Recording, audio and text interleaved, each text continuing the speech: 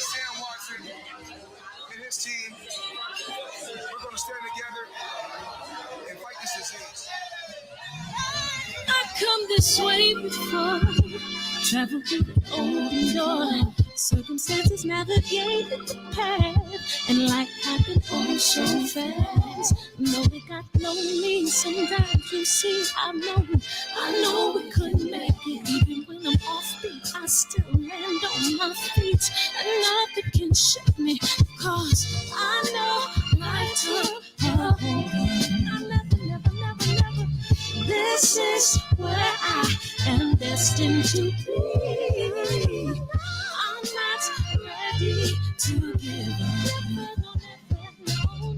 I believe in the miracle of life.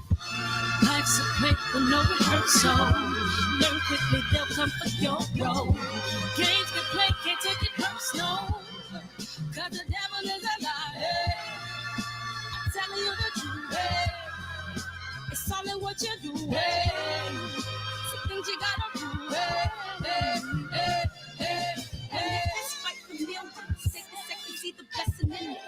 But much expected, much is given. One that made the living, now I'm giving back to children. Never let the power come first before your happiness, yes. You can be the best if you go the distance. Mix a little sweat with your persistence. You know that the best things are never instant. Just shine, let them see your brilliance. Get up, open up your eyes now. It's the moment of truth. No backing down. We're bringing it through like oh, for the children, it's a given. You gotta give it, be a blessing. This my personal statement. Run the game like I'm aces. Learn to develop patience, determined to be the greatest. Yeah, bobbing and weaving, they changing up like the seasons. Indigenous to the grind, so I do it for all my people. Jabbing the competition, back up against the ropes. You fighting for recognition, I'm fighting just to promote equality where we lack it. Or cancer slowing our road. I'm confident we'll make it. We focus on common goals. Yeah. Give back, give love, give insight away. Never give up, stand tall to fight another day. 2 toes, 2 feet, I stand on the ground.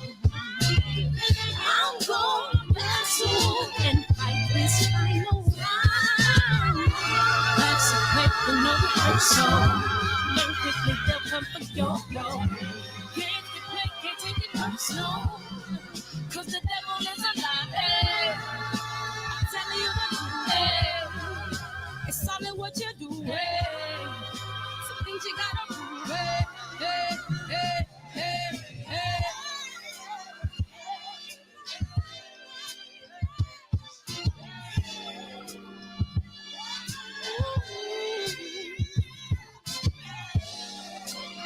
I'm gonna share all that I have and give to those in need. So we're gonna win this battle, fight that disease. No one can support you, don't leave me that's young. We got to leave it all with all. No, I love you. Are you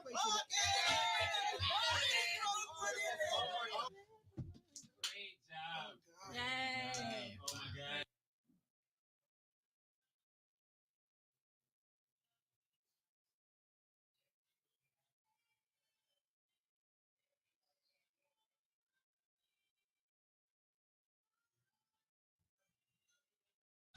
Cancer is killing, millions and millions of people. Me and my team, along with Sam Watson and his team, we're going to stand together and fight this disease.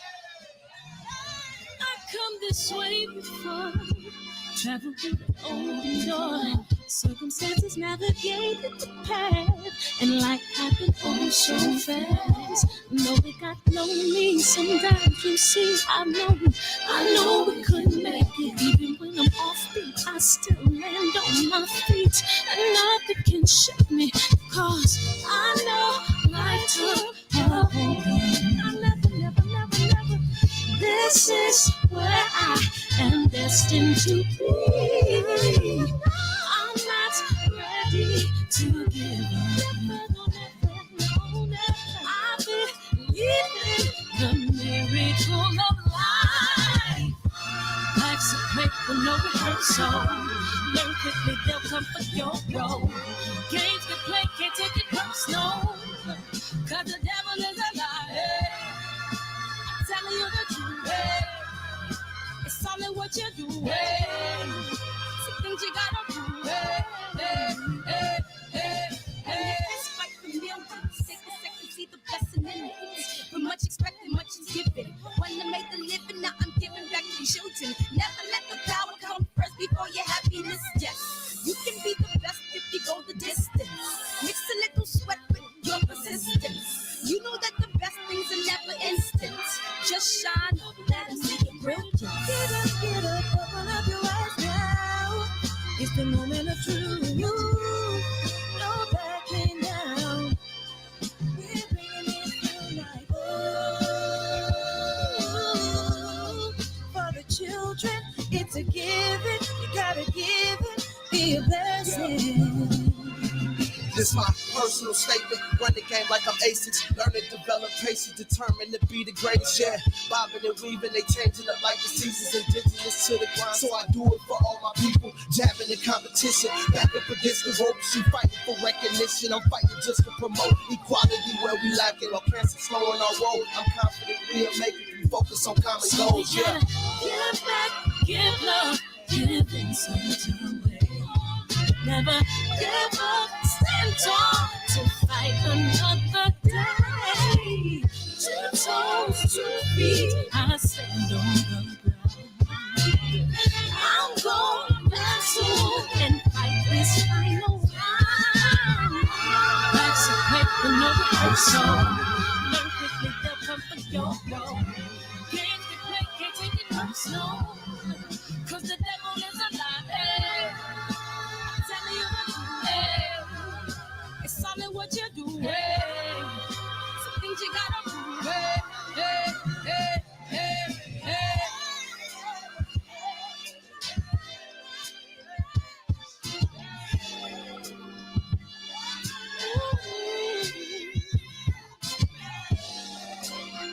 I'm gonna share all that I have and give to those in need.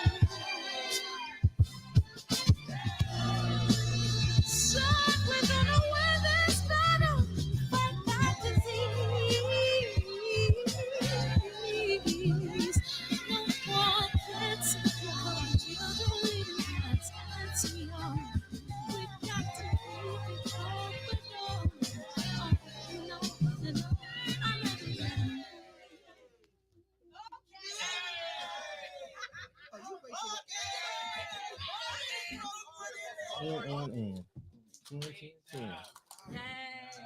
Yeah, what's up, y'all? What's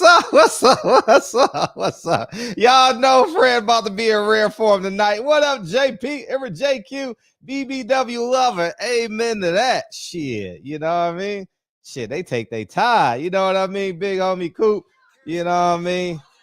What's up, Menzies, Birdman, Keno, Freddie? What's up, man? Supreme, Adolfo.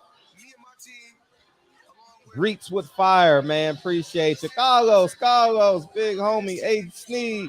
What's up, Michael? Birdman, Mr. Gabe. I appreciate y'all for coming in here. Hey, Chris Lane, D. Patton, Victor, Benjamin. I appreciate it. Kevin Gates in the building. Oh, man. Oh, yeah. I appreciate you guys coming in here, man. Thank you guys so much. And yeah, man. So go get checks. Did I pin it? Oh shit, I forgot to pin it. Anyways, man, go get checks and balances, man. I appreciate you guys. And how do I Oh yeah, do it like this. I appreciate you guys, man. Thank you guys for coming in, man. Thank you so much. And yeah, man. Oh man. Yo.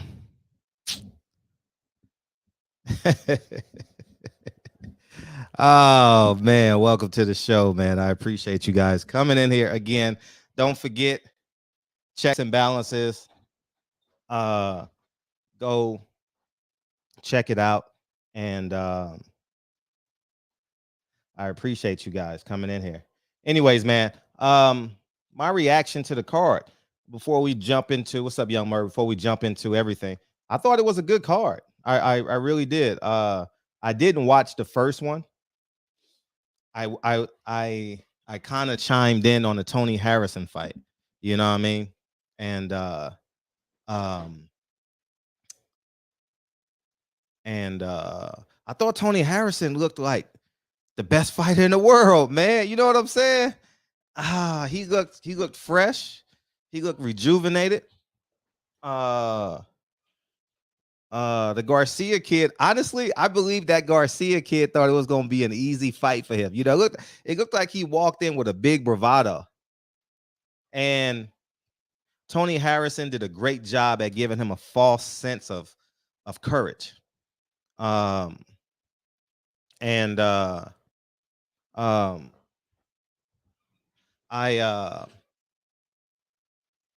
Tony Harrison was great last night, dog. Tony Harrison was great. And I'm glad he's back. I know everyone was rooting for him. Even if you're rooting for Garcia, you know, you're still rooting for Tony Harrison a little bit after all that he went through. You know what I'm saying? So I thought he was great. And I'm interested to see who they match him up with next. You know what I mean? Because it's funny when you look at the landscape of it.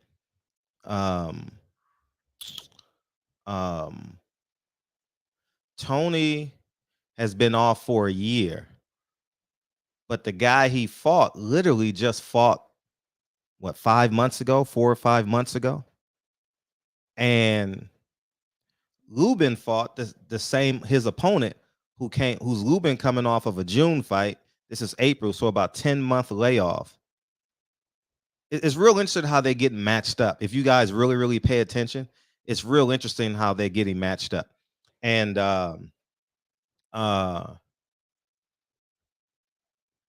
Tony versus Fundora, I'm thinking they may go Zoo.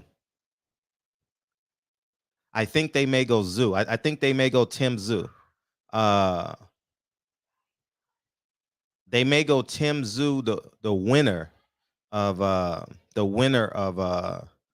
Charlo versus who's Charlo fighting? What the fuck is his name? What the hell is his name? Charlo versus who? Anyways, y'all know who he's fighting. Y'all know who he's fighting. And I think they may go Tim Zoo because Tim Zoo has I think he has a market. I think he has a market share. And I think they're gonna leave Fundora to fight for Castano. I think they're gonna leave Fundora to fight for a vacant belt. That's what I believe. And then he's gonna grab a vacant belt. And then Spence is gonna fight for a vacant belt if he doesn't fight Crawford. And boom, there you have it. You got another big fight. You got Fundora versus Earl at 154. Especially if Jamel moves up. I think that as soon as Jamel relinquished the belts, Fundora will go grab one. 100%. I think that's the play. And also before we move forward with the show, because I already know where we're going. We about to go to hell real fast. Shout out to Erickson and Lubin. And his team. Hell of a fight. Hell of a 9 rounds. And honestly, I wasn't scoring the fight. What's up, Mr. Henderson? Tony should have put him out. He had a chance. But when you up 9 rounds, you know what I mean? It's and coming where you come from, you're gonna take that victory. You know what I mean? You know what I mean? But yeah, he definitely could have stopped him. He could have put his foot on the gas. But I thought it was a great 9 rounds. I For real, I thought it was an excellent 9 rounds. I thought that Lubin performed great. I think that for whatever it's worth, he has nothing to hang his hat off, hang his hat off on, whatever the term is. And all we can do is ask that he heals, because that's a lot of damage. You know what I mean? That's a lot of damage that he went through. And I root for him to heal up. I thought it was a good stoppage. You know what I mean?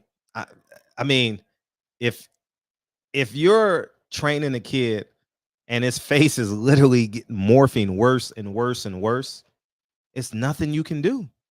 It's literally nothing you can do. And um, it is what it is, man. And I wish him a speedy recovery. The only alternative you can say, but this is us talking. You say, I'm gonna give you 30 seconds. You throw your best 30-second punches, and if you don't knock them out, I'm throwing in the towel. But we're not in that battle. You understand what I'm saying? We're not in that corner. So when your fighter keeps on coming back to you, and he's worse, and that motherfucker getting stronger and stronger, you know what I mean? You know what I mean? He's getting stronger and stronger. Mr. Henderson, man, I appreciate you coming back to the shop, man. Thank you, dog. And I hope Tony got a sponsorship with those buffs. Hey, yeah, Tony always working, son, and I'm glad he's back. Boxing needs him. Boxing definitely needs him. And as I said, you can't go wrong. Al Heyman can't go wrong with 154 and 122. You can't go wrong with those. Genuinely can't go wrong with those divisions. I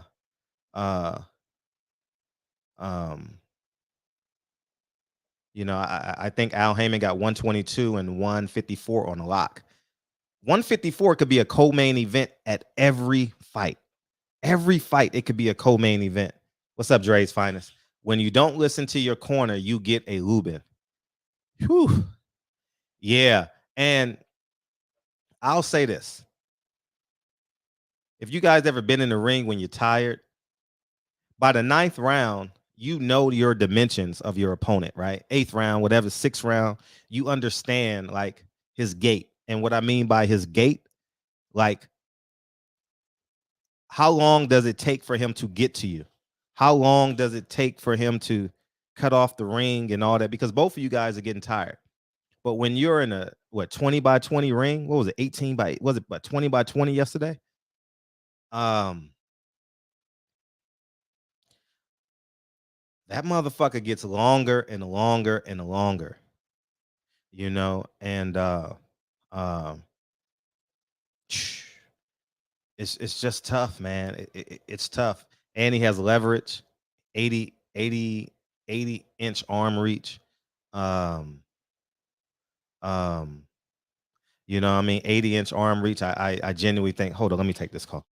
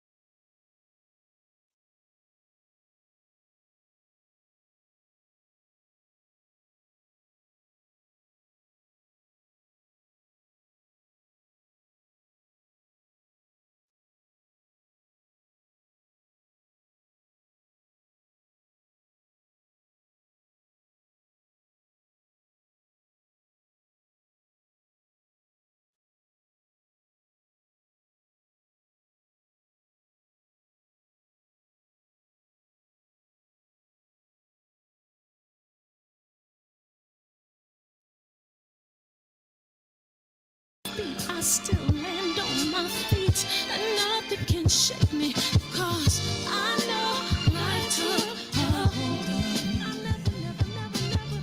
This is where I am destined to be.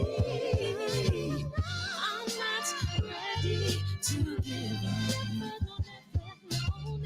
I believe in the miracle of life. Life's a play for no rehearsal. Learn quickly, they'll come for your role. Games can play, can't take it personal. 'Cause the devil is a liar. See the truth. Hey, it's all in what you do. Hey. All right, I'm back, man. That was all right. I just think that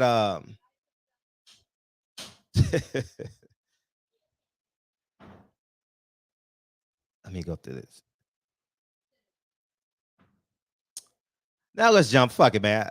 Congratulations to everybody. Lubin, feel better.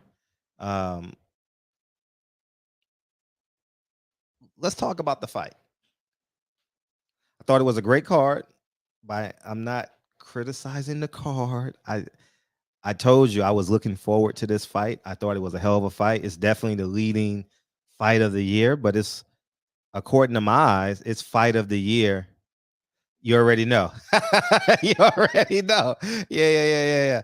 It did amazing how I do my show and they say, Fred, I know you're on, but I got to give you this information so it can add to your show. So, you know what I mean? So, but the point I want to make is Fundora is 6'6", 154 pounds, right? He weighed in at 152 pounds. No drug testing. And he wouldn't take his left glove off. Go back and watch the film. There's something fishy about that. There's something real fishy about, because if you look at, he didn't have drug testing when he was in LA. I believe I told you guys that 5 months ago. He did not have drug testing for the Sergio Garcia fight. And 2, he confirmed that. I watched the interview on the Boxing Voice today. He confirmed that on the Boxing Voice today, that he didn't do drug testing the last 2 fights. And he said he hasn't had drug testing since, I don't know when, but he hasn't had drug testing in a while. Now, the reason why that is important is Samson is basically a house promoter. And what I mean by house promoter is him and Louis DeCoupas are basically the promoters of PBC. Tom Brown is the logistics guy, and he may do some undercard matchmaking. But I would say the co-main and the main event is basically Al Heyman, right? And I genuinely believe that Samson has a lot of power. Has a lot of power as it pertains to what's going on at PBC. Case in point, that same interview I just spoke of, when they mentioned Terrence Crawford, they said that he said there's no chance Terrence Crawford is signing with PBC. No chance. No one wants him. He shouldn't have sued Bob Arum. It was wrong for him to sue Bob Arum. Bob Arum basically made him a lot of money. Basically the same thing he said in my interview. And then he went on to say, I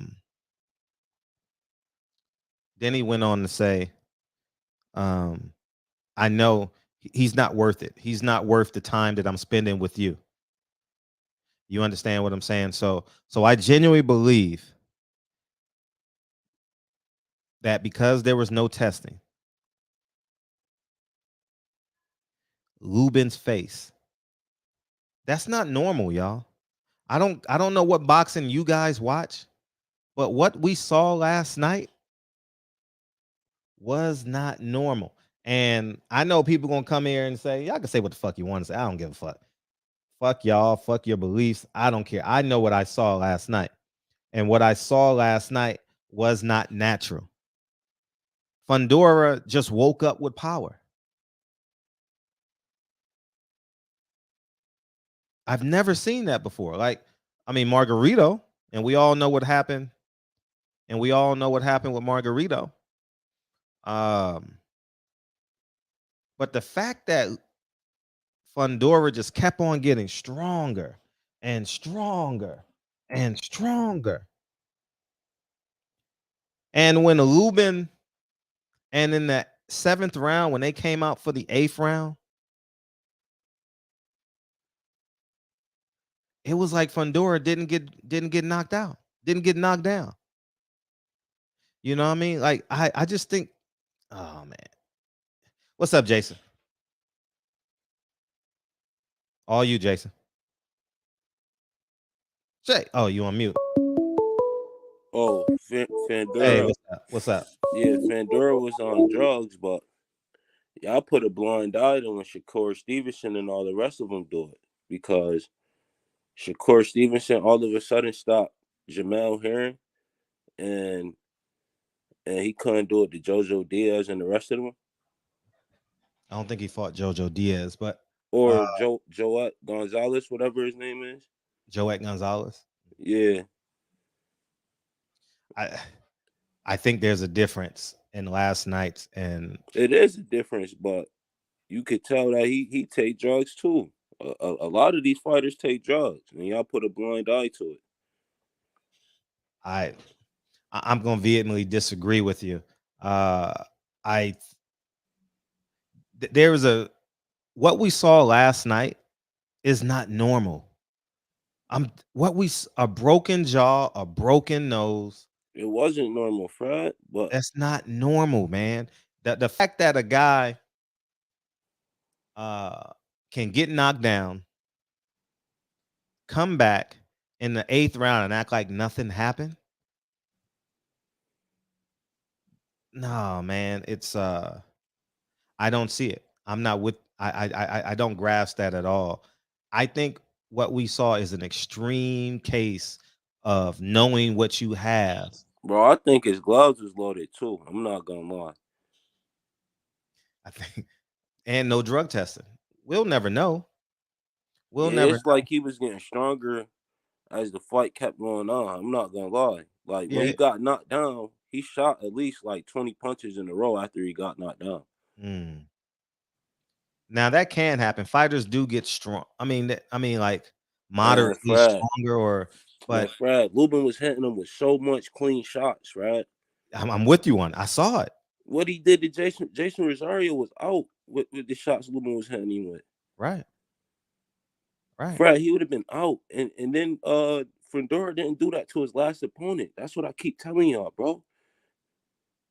He did not do that to his last opponent. This shit is common sense. Why didn't he break his last opponent face like that? His last opponent was dirt. That's what I keep saying, bro. I'm telling you, man. You got to pay attention to this shit, bro. A lot of these fighters on steroids, man. But his shits had to be loaded, though, bro. Because I could not recognize Lubin last night. I'm not going to lie. That's all I had to say, Fred. Appreciate you. I've never seen a Fundora opponent. I've never seen a Fundora opponent look like that. You know, I mean, feel free to call in. It's hey,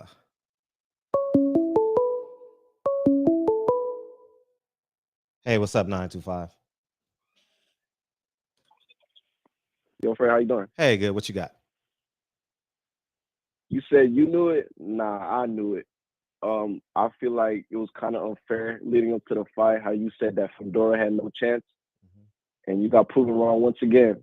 I did. You know, stylistically, it was going to be a hard fight for Lubin because, you know, recently he's been fighting more in close, like in range, and that plays into Fundora's style. As far as the drug testing, I feel like it should be body testing should always be in fights every time, no excuses. And as far as that not happening, I just feel like we can't really assume because there's no way to prove it. I mean, it was bad. I mean, I feel bad for Lubin, but the whole point that I'm trying to say is you got to give fighters a fair chance before the fight happens. I don't know if you know Lubin personally, but to put Fundora in a way where he has no chance, I think was very disrespectful, and you got proven wrong very badly. And just, yeah, I mean, and regarding drug testing, that Spence and Ugas, they're not having any drug testing.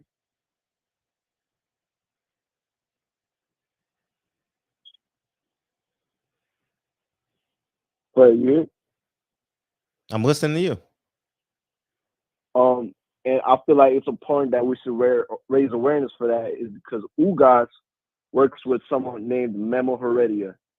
And if you just look him up, he has a long track history of supplying PEDs. So I feel like that's something you're not promoting or not putting out there. And I think it's very important because, you know, it's a dangerous sport. But that's all I got to say for that. All love. You know, I'm a big fan of your channel. I just wanted to call in. Appreciate you. Yes, sir. And if you follow me on Instagram, I did 3 or 4 stories on that. So feel free.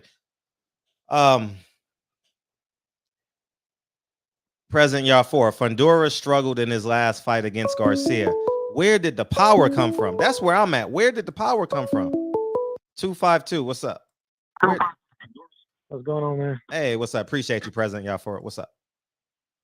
Yo, I'm just gonna take a little bit of your time, but I'm gonna talk about the Lubin fight. Now, you know, I had picked Lubin too to win in that. And last night I was looking at 4 fights at the same time, but it was like 4 cards on at the same time. And so you had Lubin, Fundora, you had Garcia card on, and I'm gonna talk about that too, about gloves and stuff. You had the Mayor fight was on, you had the UFC on. And I'm like, yo, but I agree with you about the drug testing. Drug testing should be mandatory across the board, every major fight, every fight, period. I mean, but another thing too is that the gloves, man. I mean, do you thought? Because I've never used a pair of rival gloves. That's what Fundora was using, and I'm not saying his gloves wasn't loaded, but I've never used rival gloves. But I noticed something in the Shane Mosley Jr. and Rosado fight. Shane Mosley Jr. is not known to have power like that. He was knocking Rosario all across the ring. I'm like, yo, he's like beating this guy, like beating him worse than what Munguia did. And he was wearing title boxing gloves. And I don't know if you've ever had on a pair of title boxing gloves, but I had bought some, and the title boxing gloves I had, man, it was hard as brick. You know what I'm saying? I mean, it was like being hit with a brick, yo. And the only other glove that I know was like that was the ringside gloves they used to use in the Tuesday night fights back in the 90s. So I'm like, why do fighters wear different gloves? Why isn't there like a one set glove that everybody should use across the board? You know? Well, why is that? That's a good question. It's a good question. I think that question is higher than my pay rate. But I mean, there are sponsorships involved. There's a whole lot of money involved in the glove market. It's kind of like the alcohol market, you know. And the thing about sponsorships, who's to say that if you're sponsoring a glove, and sometimes glove companies, they make the gloves specifically for the fighter, who's to say they're all loading the gloves themselves? You know what I'm saying? You know what I'm saying? For they're not loading the gloves themselves for the fighter that they're sponsoring. Who's to say that they're not doing that? I mean, we don't know. You know, because the same with Roy Jones. Roy Jones fought what's his name? John Ruiz at heavyweight. They wouldn't let him use the gloves he wanted to use that matched his outfit. They told him they're like, no, you can't use those. You know, I don't know if you remember that. But you know, like I said, we don't know what's going on in gloves, man, because like I looked at a review of the rival gloves immediately following that, and the guy reviewed it. I'm like, yo, those gloves look hard, like the guy was reviewing them. I'm like, yo, they remind me of the ringside gloves. So you never know the ringside of the title gloves. You never know. I just think there should be a set glove. But there's no commission though. So yeah. There's no worldwide commission, so there can't be no uniformity. You know what I mean? Yeah, I understand. There's 50 commissions in 50 states. So I think that it would have to be an oversight committee, and no promoter wants an oversight committee. No one. Nah, yeah, I agree. They like their own little universe that they're building, you know.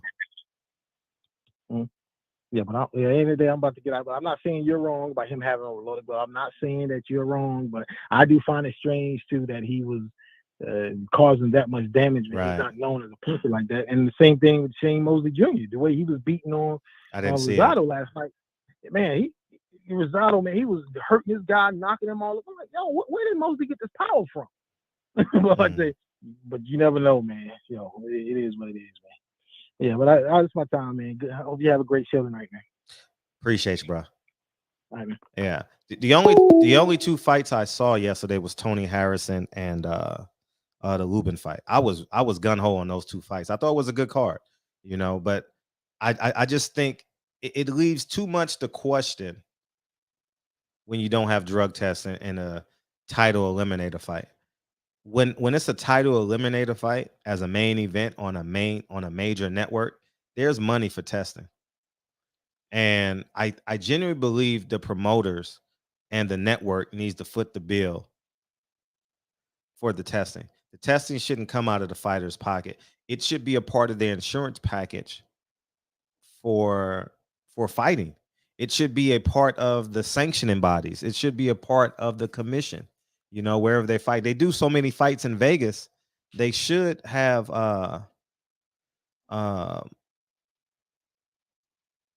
they should have like a how you say it, like a standard. I mean, Vegas, New York, and LA, those are like where the main fights are. Now Texas, right? Those four places. And it should be some type of uniformity as it pertains to the cost of this. And it's not adding up to me. It's definitely not adding up to me. What Sean said. You don't believe innocent till proven guilty? Yeah, I said I believe. I didn't say he was. I said I believe. I appreciate it though. What's up, D-Dub? What's going on, Fred? What's going on, man? Yeah. I'm good, man. Great night of fights last night. Yeah. You know, shout out to my guy Aljamain Sterling, the Funk Master, retaining his title in the UFC last night, man. Great bunch of fights last night. Great cards. I agree and disagree with you on the Lubin thing. And here's why. Personally, I had Lubin up. I had him up 5-4 when they stopped that fight. You know, and you can ask Kyle and the guys, you know, we had a little group chat going. I lost my mind when Kevin Cunningham stopped that fight. It's like, man, he's winning the fight. What are y'all doing? Because we're not good, even though most of Lubin's damage we could see on his face. Fred, the man, ate 200 or 300 uppercuts to the same spot. Coach Cunningham kept begging him, look, hit him to the body and turn.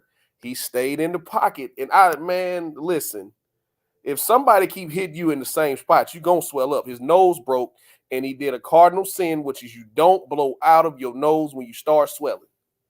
Any fighter will tell you that. You never blow out your nose. You never try to blow your nose, and that's what made the swelling even worse. But Coach Cunningham kept telling him, stop staying in the pocket. You got to turn. Hit him in the body and turn him. I guarantee you, Fundora has a broken rib, and he's pissing blood today because Lubin hit him with some shit last night. Now, I gotta commend Lubin on his chin because I think he answered that question last night. A lot of people questioned his chin coming into this fight, and I picked him. I thought he was going to dominate Fundora, to be honest. And he hit him with a lot of good body work last night, and I felt like you know, it was a couple times he made Fundora's knees lock. You know what I mean? So we gotta just admit some things about Fundora. He's got more dog in him than I thought he did. He's a little more and you know, some fighters do get stronger. Some fighters do have high output. Now, I don't understand why there was no drug testing. I don't care if you're the lowest fighter on the card. Everybody in the UFC gets drug tested. Some people get drug tested more than others, but I promise you, everybody gets drug tested. If you're on the UFC roster, you're in what they call the USADA testing pool. Everybody gets tested. If you're on the roster, everybody. Don't matter if you're the lowest of the lowest or the champions. Everybody gets tested. I don't understand how anybody can sanction a fight without anybody getting tested. But with that being said, I'm all for what's good for the goose is good for the gander. Lubin didn't get tested either. You understand what I'm saying? So, we can't insinuate that Fundora's on something, because then we'd have to say, well, what was Lubin on? Why was Lubin able to eat 300 uppercuts and not fall? See what I'm saying? So I really don't want to do that until somebody tests positive. And for the caller earlier talking about, oh, where does Shakur's knockout power come from? Well, Shakur's had 17 fights and got 9 knockouts. He didn't knock Jamel Herring down. He whooped his ass and the referee stopped the fight. That was a thorough ass whooping and the referee stopped the fight. Fundora's got 20 fights, 13 knockouts. 3 out of his last 4 opponents, he knocked out before Lubin last night. He knocked out Nathaniel Gallimore, who also beat Rosario, and Lubin also beat him. So Fundora's got some knockouts, man. He's got some thump in his punches. I'm not gonna sit here and say the man's gloves was loaded, and we went through all that with Wilder and Fury, man. I really don't want to go through that again. I just want to give Fundora his credit. I want to give Lubin his credit. Shout out to Tony Harrison. I gave him a mulligan for that last fight. That was his first fight without his father and his trainer last April. I gave him a mulligan for that one, and he showed up last night. That was the Tony Harrison that beat Charlo last night. That Tony Harrison is a problem. So, and he beat him worse than Fundora beat him. To me, he didn't win a round. Garcia didn't win a round last night, in my opinion. I cared nothing about Ryan Garcia's fight last night. I put him on the back burner. I watched it this morning. It'd have been nice to see him fight somebody who actually wanted to fight, because Tago just showed up for a check. It was clear as soon as they rung that first bell, he put his skates on. And, my opinion about Ryan still hasn't changed. I still want to see him fight somebody who's going to bite down on their mouthpiece and actually fight him. Put him in there with Fortuna or JoJo or Leonardis. I think Leonardis will fight him, but I think Leonardis shot now. I think he got knocked out in his last fight. So, but yeah, I still want to see that Fortuna fight. So put him in there with somebody who's going to actually fight him, and not somebody who's just going to show up for a paycheck and run for 12 rounds or 10 rounds, however long the fucking fight was. It was a garbage fight, like I thought it was. I cared nothing about Shane Mosley Jr. and Gabriel Rosado. Cared nothing about that fight. But Lil G. Listen, man. Lil G looked 40. And Murata looked like he was coming off of a 2-year layoff. He came out of the gates fast, and he was putting something on Triple G ass. Excuse me, Lil G, as Andre Ward used to call him. Lil G. He was putting something on his ass for the first 5 rounds, and all of a sudden, Lil G woke up and proceeded to whoop his ass. But you put him in there with Cinnamon right now, or you put him in there with Jaime Munguia, or you put him in there with Charlo, Lil G getting that ass whooped thoroughly. He looked 40. And Murata looked like he was coming off a 2-year layoff, like I just said. But, yeah, once again, man, shout out to Aljamain Sterling, proving all the doubters wrong. Everybody said everything bad about the kid, like he ain't the champion.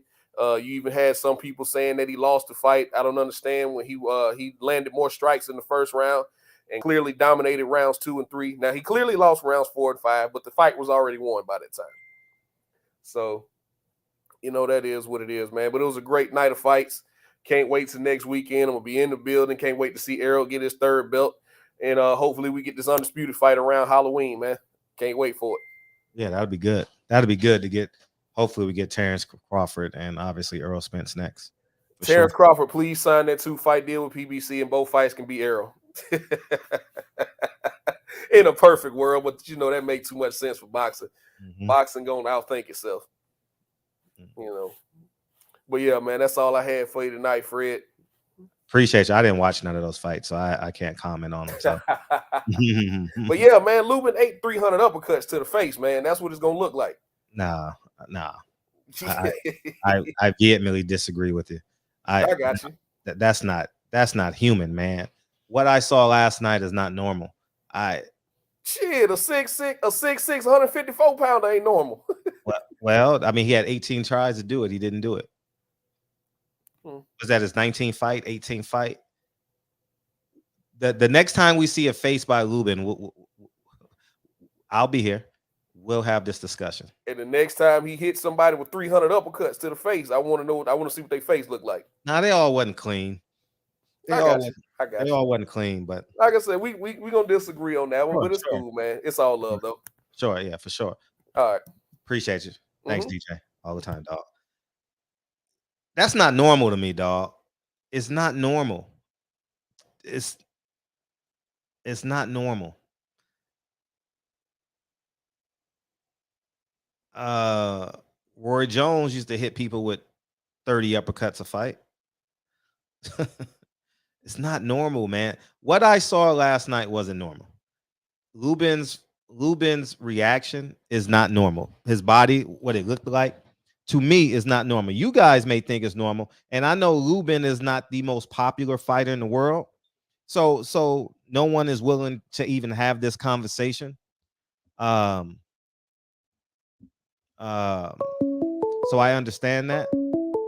So everyone's gonna hold their water for a little bit. What's up, man? What's up, Fred? How you feel? How you feel? Tell me your thoughts. Man, look, shout out to Fundora, man. He proved me wrong. He proved you wrong. He shut us up, man. Yeah. That give him his flowers, that give him his garden, his roses, whatever, man. A hell of a performance. I never seen a guy that's 6'7" that could be, fight officially 154. I mean, this dude is literally an alien. He's an xenomorph. I mean, what can you do against a guy who his bread and butter is on the inside? The best thing you can do is outbox him. You can't fight him on the inside. There's just no way. That's his bread and butter.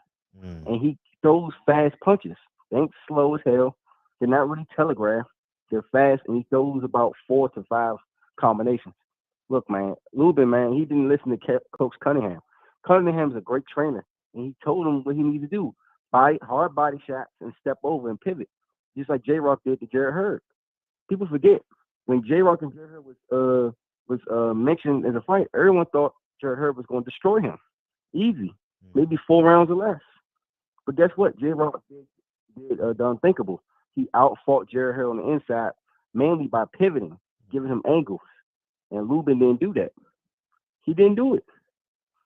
I think he might have been concussed from that second round knockdown, and he just couldn't gather himself. So that was a hard knockdown. Right. He hit a hard uppercut, and maybe what Mike Tyson said, you get hit with a good punch, all the game plans, the strategy goes out the window. Right. So, but credit to Lubin, man. He took a beating that most of us couldn't even fathom, couldn't even think of. He's up there with Deontay Wilder, guys who got more heart than a lot of people couldn't even imagine. He's a fighter's fighter. He might not be the same after this, right? I mean, he's 26, but mentally, he might not be the same. Physically, he can heal and whatnot, but he's going to be out for the rest of the year for sure. For sure. He's got to listen to Cunningham, man. He's got to trust his corner, his coach. You got to listen. This guy's been in world championship level fights for how long? You got to trust this man. You got to let go and trust, because Fundora said it before the fight. He enjoys breaking faces. He enjoys beating up guys. He enjoys it. And that's what you have to contend with. Guys who's going to keep pouring it on. Fundora's a problem. He learned yesterday. He is a problem. He's a problem for Jamel. I see people saying Jamel Charles will knock him out. How long is Jamel Charles gonna rely on that punching power? How long? We saw with Castagna didn't serve him too well. Let's be honest. How long do you rely on knockout power except for skills? You got to have skills, man. Jamonte Clark showed to beat Fundora you need skills. You got to use footwork. You got to feel on the outside, because I think they say he can't see from distance. Yeah, he can't see from distance. He has impaired vision. Yeah. So you got to take advantage. You got to get him reaching way above his reach. Where he's an 80-inch reach. You need to get him to reach at 81 or 82, then come in and land. You know what Sergio Martinez did to Paul Williams? Something like that. And I thought that's what Lubin was going to do. I thought he's going to have him reaching, keep overreaching, keep reaching, and then catch him with an overhand and put him to sleep. But he stood right there from the get-go with Fundora. And, I ask you, Fred, how good is Lubin's inside game? I've never seen him on the inside. Never. not just Terrell Garcia, not just Carlo, Ishe Smith, even Rosario, you know. But yeah, man, Sonya and Jamil Charles gonna have a lot of problems with this guy because they're gonna have to keep him at the distance. If he gets on inside, I'm sorry, Jamil Charlo is not the best inside fighter. He's not. I don't care what y'all say. He's not. Castagne was a better inside fighter than Jamil Charlo. Even he might get eaten up. So, I mean, what do you think, Fred? I mean, I know you said that he's got loaded gloves. I don't think he has loaded gloves because Kevin Cunningham's a great trainer. I think he would catch that. I think he would see that, and he would call out on it. He's very on point. He's a strict guy, no nonsense. As far as the drug testing, it's boxing. Back in the 30s and the 50s and the 60s, they didn't have drug testing. They didn't have and the mob drug controlled testing, boxing. Huh? And the mob controlled boxing. Yeah, but still, that's no excuse. They didn't have drug testing. Some of our greats, I'm not saying they were dirty, but they didn't have drug testing. So I would say, hey, man, if you know you find an opponent, you're not being drug tested, do what you got to do for it. That's all I'm saying. Your life is on the line. Your life is on the line. Do what you got to do. I don't like it, but it's fucking sucks. Boxing is very corrupt. It's very corrupt. In the last 4 or 5 years, we see how corrupt it is in our very face. It's unfortunate, but Lubin might not be the same, man. I like that kid, but he chose that fighting style. He said he wanted to make it a war in respect to Marvin Hagler, and he paid for it. Mm-hmm. He paid for it, man. Right. And if Jamel Charlo or Castagne try to get in the war with this guy, they might get it worse or the same as Lubin did. I'm sorry. They might. But hey, Fred. Yes. Somebody need to get. Maybe you could do it. Maybe I'm gonna do it. Somebody need to make a 154 tape of all the great fights we've had in the last 4 to 5 years. I think we're in the middle of a golden age of the junior super welterweights. What do you think? It's definitely a very, very good division. I would have to sit and think about that, but definitely it's a hell of a division. Without a shadow of a doubt. Without a shadow of a doubt. Just list the name of the fighters that put on great fights, man. Lara did, Jamel, Castaño, Harrison, J-Rock, Hurd. You got Castaño now. Tim Tszú's in the conversation. Terrell Garcia, I guess, somewhat. Lubin. Now Fundora. I mean, Jesus. And they can all fight each other in the next 5 years. The next 5 years, they're all in their prime. They're all around the age where they're not past it. To PBC, man, if you're listening, please make a tournament. Make it an official tournament, need to. man. Especially when the belts go vacant. It's because the belts are, I'm not sure how long Charlo going to stay at 54, but it's already set. Not Castano. Fundora is getting the belt. He's getting the WBC. He's getting the crack at the WBC as soon as Charlo moves up. You know, so for sure, because I know they said the IBF mandatory is actually first, but I know they're gonna keep giving that man sidestep money. I know for sure politics is gonna come in play. They're gonna keep giving that guy sidestep money, and it's gonna be between Tim Tszú and Fundora who gets the call first. I wonder who's gonna get the call. I think Tim Tszú will get it. Between those two guys, that's a good point. Fundora's more ready for Charlo and Castagne than Tim Tszú is. Right. I would lean more towards. I would definitely lean more towards. He'll easily beat those guys. It's for sure he'll beat them. Anything can happen. But he's a problem, man. That dimension, you got to fight a smart game plan. You got to fight on the outside. Just watch what Jamalte Clark did. You know, you got to. That's my call, Fred. Look, 154 needs to get more respect. This is the best division in boxing because guess what? They do everything we as fans want. No diva crap. No bull crap, no contract, no split talk, none of that. They just fight the best, and that's it. That's my call. I appreciate you. I'm still like I will. All right, I know what I saw last night, man. It wasn't normal, man. What Terrence Crawford said, you make a video game and you push it all the way, you give him 99, 99, 99, 99, 99. That's basically what we saw last night, man. And the fact that he was active He done fought 6 or 7 times in the last 2 years. Lubin done fought only twice in the last 2 years. They were planning for this moment. I don't know if it was going to be Lubin or Harrison or Hurd, but they planned for this moment right here. And the fact that there has been no drug testing in his last few fights. So no drug testing follows Fundora. None. It just keeps following him. You know, and I'm going to believe what I'm going to believe. And I have the right to do that. And I'm glad that I can stand on what I believe in. I'm not steering away from this. And like Wilder said, Wilder says, you never know until it happens to you. You never know. You just don't know. And I'm gonna stand on it until I'm proven otherwise. But the fact that, I mean, I could see him getting stronger. You know, he's a young kid. He's 24, getting stronger and, you know, smarter. But God damn, to blow up somebody's face like that,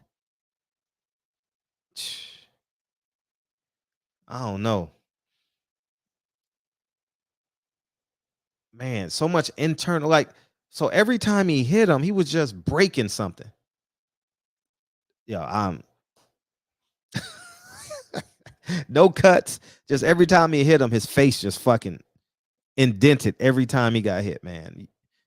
You know what I mean? And I don't think what he did was normal. I really don't believe what he last night I saw was normal. I think that was special. I'm gonna use the term special. And it's just what I believe. I caught it. And I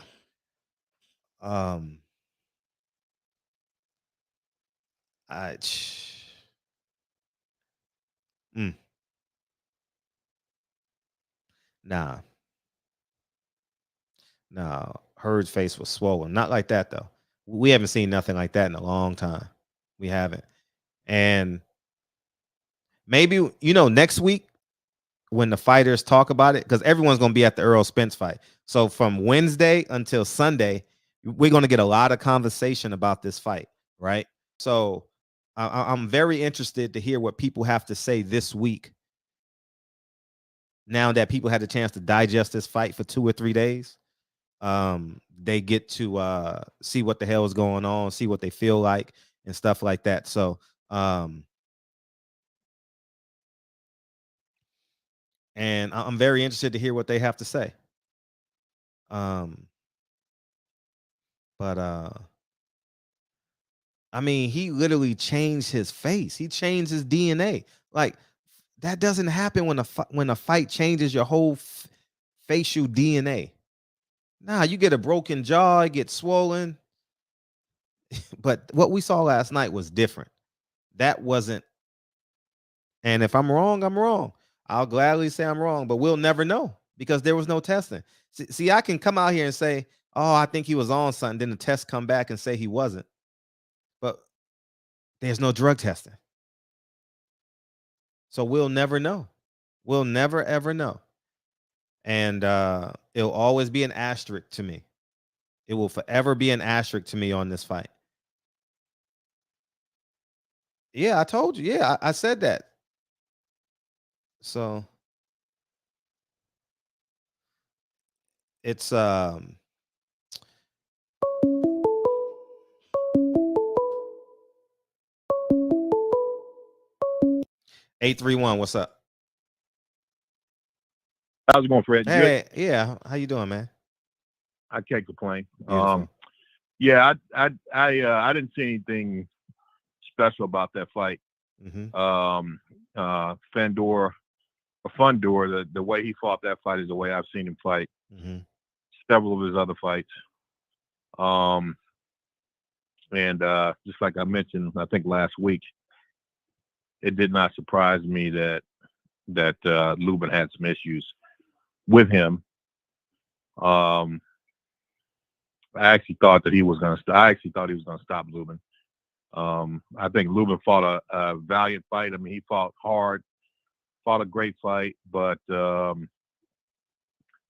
he couldn't do anything about those uppercuts. And I kind of blame that on his coach because Fundora, that's one of his favorite shots, and it doesn't look like they did anything to prepare to defend against that uppercut. Mm-hmm. And so, I mean, he landed uppercuts on him for 8-9 rounds straight. And they were solid shots. So it didn't surprise me that he ended up stopping him. But again, who knows if they had drugs? But they do have to take drug testing afterwards, right? Yeah, but they have to. But by then it's gone because you got rid of it in camp. Right. Yeah, I think Lubin fought hard, man. He has nothing to be ashamed about or hang his head about. The bottom line is that guy was just too big. He wasn't too big for Lubin. Lubin didn't exercise that range like he should have. Stayed on the outside and or got in, got his shots off, and turned him like the guy was telling him. But like his coach was telling him. But the other part of it was they had no defense for that uppercut. And I thought that was very poor preparation on the behalf of the coach, because if you look at his tapes, you look at his, the history on this guy, he throws that uppercut relentlessly. So to have no defense prepared for that, and Lubin's going in with his head down, the dude just turned his face into a monstrosity, because he didn't block any of those uppercuts. So that's how I see it. I don't know whether I feel sorry for the brother because I think he's a great fighter. He's got a lot of skills, and he's got heart, and you can't question his heart anymore. That's a fact. Right. But I think the damage that he took is like that could be that can change you. That type of damage can change. Right. Can change in regards to continuing on in that profession.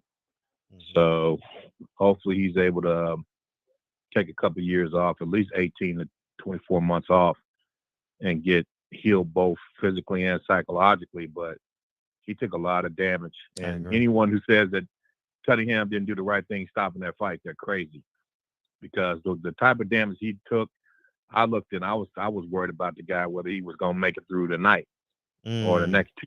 Someone needs to keep an eye on him and make sure he didn't die in his sleep, that sort of thing. You know what I mean? He took a lot of damage. So anyone that says that fight could have continued because he was up on the cards, your sensitivity to that type of damage is pretty much gone, because he could have died from that. He was taking some hellacious shots. But that's all. That's all. Hey, let me ask you a question real quick. You're this checks and balances. Mm-hmm. Are you giving a prelim on that? Are you telling what that's about? Or you just the trailer's coming this week. Okay, got it. Yeah. All right. I'll definitely have that for sure. All right, appreciate it, Fred. All right, all the time. Thank you. Yeah, thank you. Yeah, the trailer's coming out this week. I'm waiting on the editor to text me back right now. 520, what's up? What's happening with it, Fred? Hey, what's up, everything, man? Boston? Hey, what's happening with what's you? What's up, man? Why you didn't beam in? What's up? Hey, what's up? Oh man, I ain't even seen no beam in. Oh, okay, what's up? Tell me your but thoughts. But I'm gonna make it quick. 'Cause I got the kids right here. Okay. But man, so when I'm watching the fight last night, I'm watching it and I said, man, this motherfucker look like he owns some shit, But I'm not gonna get in deep into that. I'm gonna get deep into it tomorrow on the show. But that's what I said in my head. I was like, man, he looked like he owns some shit. But I hear everybody like, oh man, Lubin, he should have did this and he should have did that. And yeah, Kevin Cunningham was telling him the perfect instructions, right? You need to be pivoting and turning on him. But the thing is, everybody got the answer, but ain't none of these niggas been in the ring with somebody that's 6'7", got a damn 90-inch reach, and that can fight on the inside like that and generate the power that he has. People gotta understand, you can't fight him he make you fight his fight when he don't get tired, he continue to come forward, he can fight on the inside, And then, I mean, on the outside, like I said, his reach. It ain't just so it's a lot easier said than done. We're not used to seeing somebody that can generate, that have long arms like that, that's that tall, and can generate the power that he does on the inside. Most dudes that's that long, you know what I'm saying, you want to fight them on the inside. So you telling Lubin, oh, he needs to stay on the outside and pick him apart. That's hard to do when you got somebody that got a fucking battery in their back and that battery ain't gonna die out. And they just keep coming forward, and they making you fight on the inside. Right. So it's a whole different story. All these dudes ain't never been in the ring before. They got all the answers, but you know, it's a lot more complicated than that. And yeah, man, I've never really seen Fundora generate that much power like he was doing last night.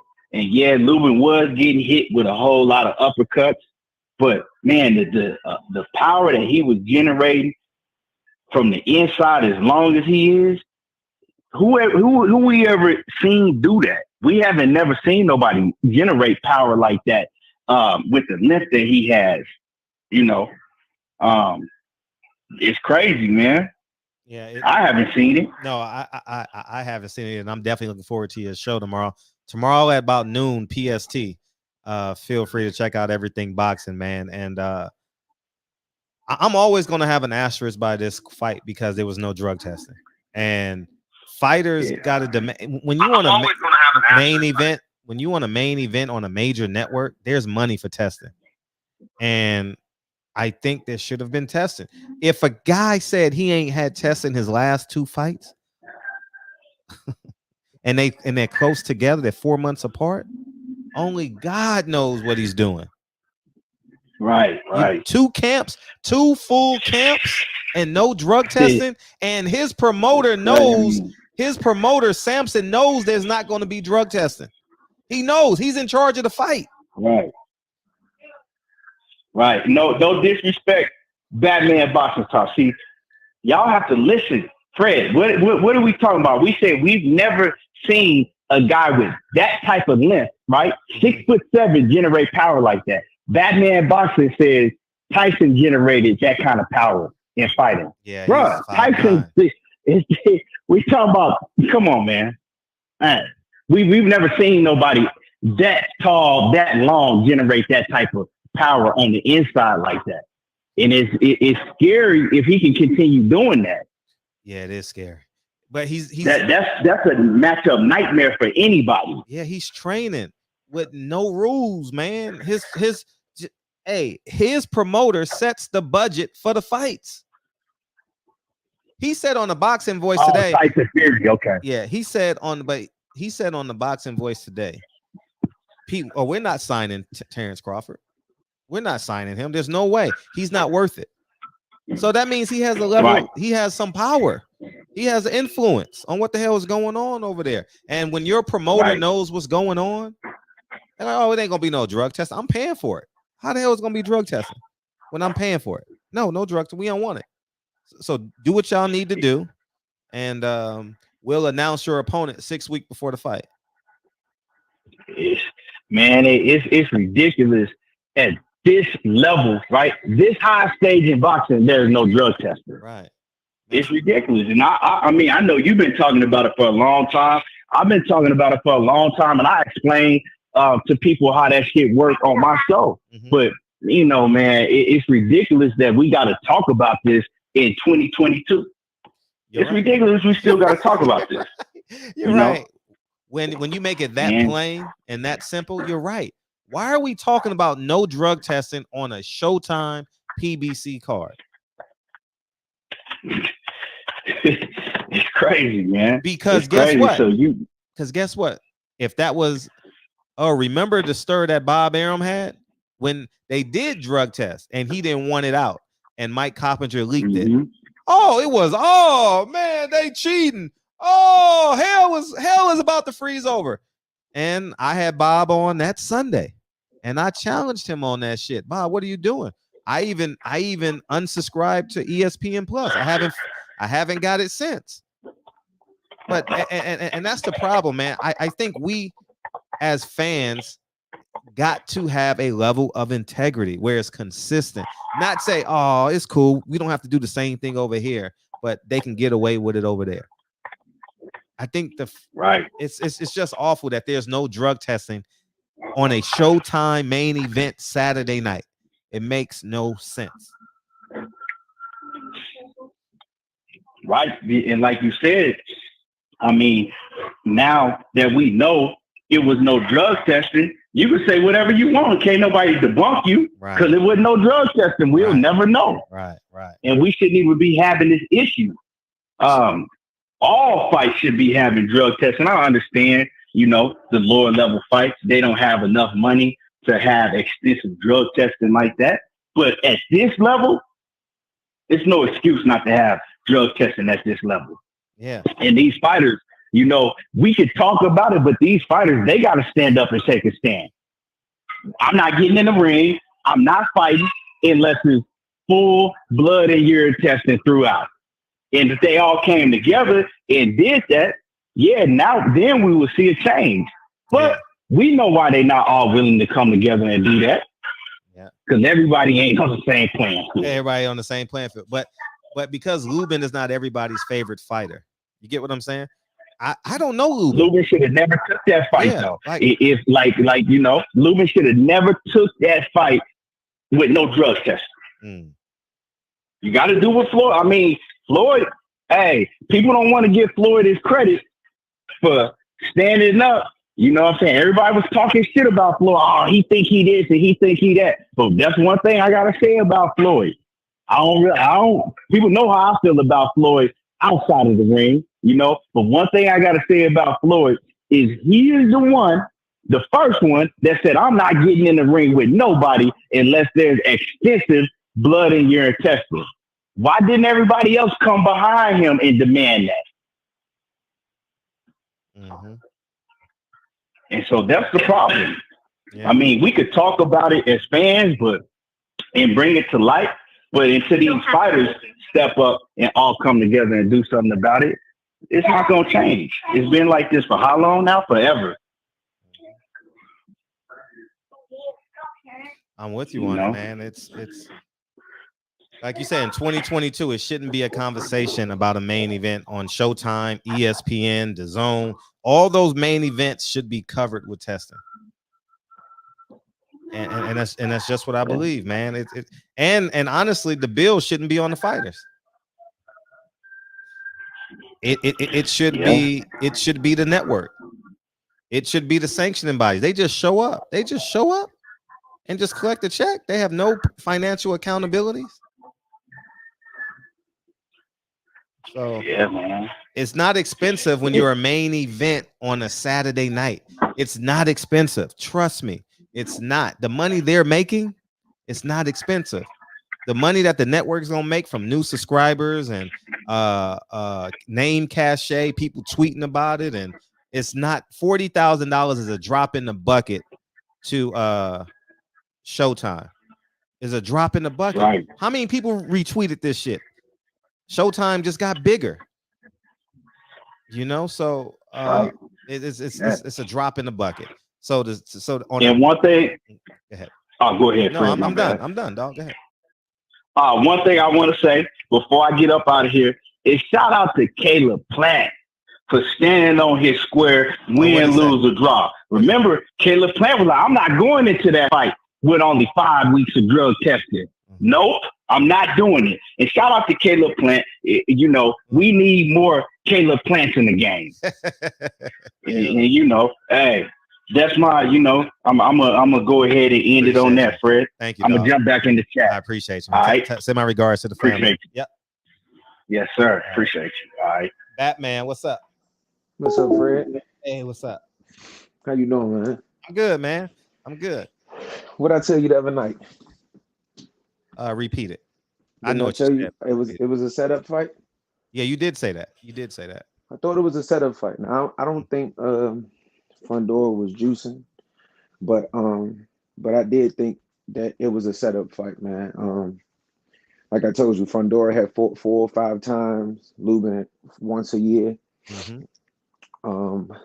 And but like I said, I thought Fundora was really good, man. And his motor, it's always been that way. You know what I'm saying? Like from the fights that I've seen, he always one of those fighters that's constantly applying pressure. And Lubin is one of those fighters that like to, pick his shots and be slick. And Fundora, wasn't letting him do that. I don't know, Fred. I don't know if I think he was juicing, man. Sure. I don't know if I do, because it's one of those things. If Lubin won, are we having the same conversation? Good point. Because if you look at the scorecards, they had Lubin winning, and I couldn't see Lubin winning the fight. I didn't know who was winning that fight. I would have gathered that Lubin probably was down one round. I don't know. I don't know what the scorecard said. I'll be honest. I was lost. I was just enthralled into the fight. I thought it was a hell of a fight. Excellent fight. I rarely score fights, man, because I rarely do it, and I'm just elated that Lubin's gonna be okay. Because I was worried, man. I was worried because and I understand why. I know a lot of people saying, Kevin should have stopped the fight earlier, but the man just got a knockdown. You know what I'm saying? So it's like, shit, who knows? Maybe he can go out here this 8th round and close the show.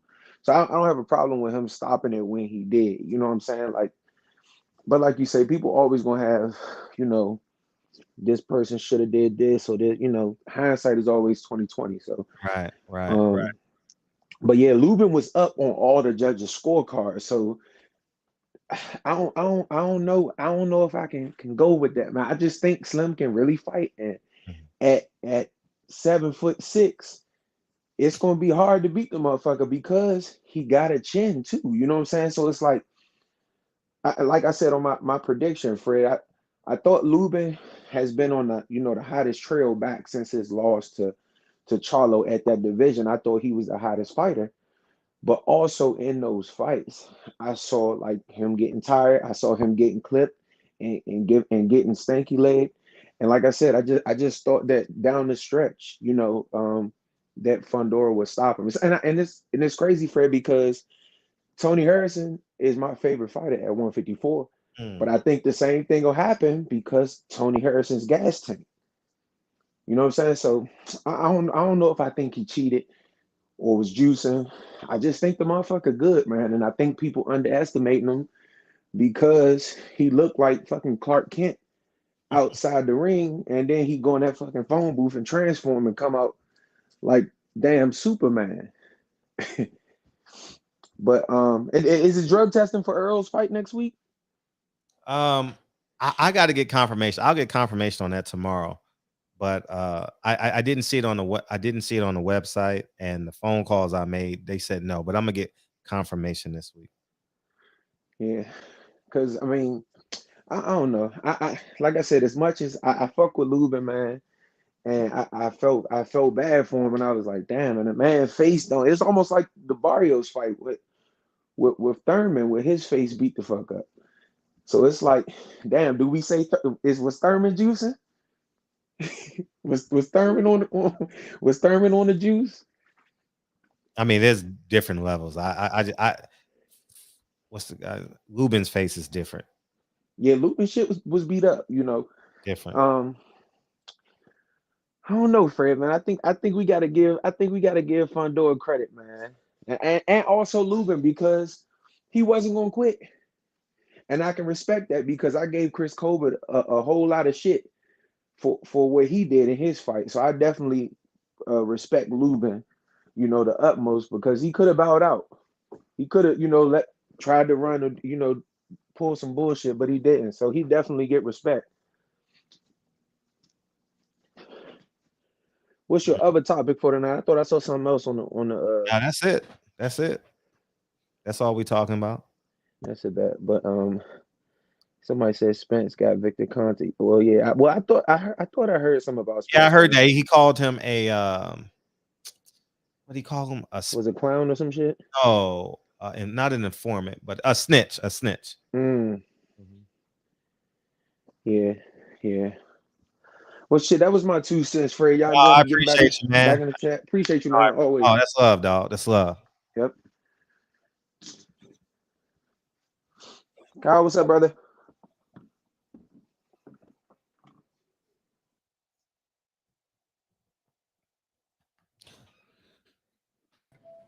You hear me? And let me say this: I would have complained about the drug testing regardless, because I told you guys last Monday that there was no drug testing, and boxing needs drug testing. It's no way around it. We need drug testing. But go ahead, man. What's up? Yeah, they do need real drug testing too. Man, I don't know if it was Erickson Lubin just standing there taking them uppercuts, or did dude really?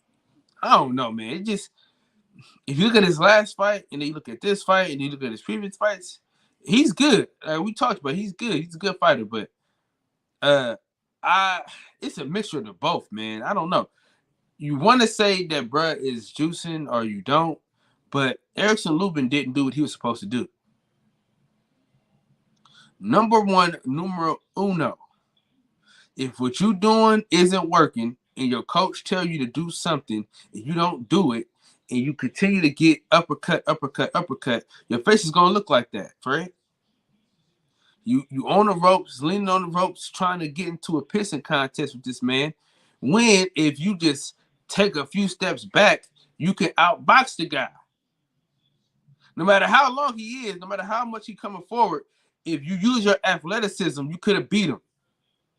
Because the one time he used his athleticism, he dropped him. So, man, that wasn't an Erickson Lubin fight that I was used to seeing. If he'd have fought him like he fought Rosario, boxed, came in a little bit, did some walking forward, moved around, like, dog, he was showing what he was doing. And he could have got dude a lot more, like, with cleaner shots, but he was trying to do this Mexican style bullshit that me and you always tell these niggas not to do. Quit trying that Mexican shit. You ain't got to do that. Just outbox the guy. Hold that thought. Sean says if gloves were loaded, then the Lubin coach failed him. I say if the gloves are loaded, they know how to get them loaded. You know what I'm saying? Like it's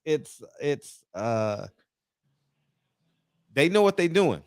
They're experts at it, you know. And the fact that he didn't take his left hand off is ridiculous. I'll get you in a second, Max. Go ahead, finish what you're saying. Wait, Kyle. So you say he took one glove off and left the other one on?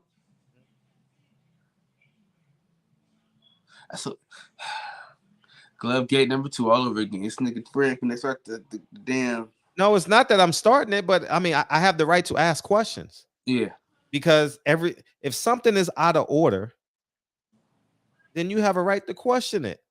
If you pick up your child every day at 2:30 for 2 years and you show up at 3:15 one day, something happened.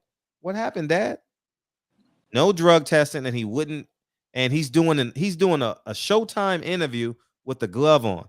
Nobody does interviews with gloves on TV because the commission's job is to, as soon as the fight is over, take the gloves. That's their first job. That's their job. Take the gloves. Give me the other one. You know, that's what we see on camera. And we didn't see that. And that's weird to me.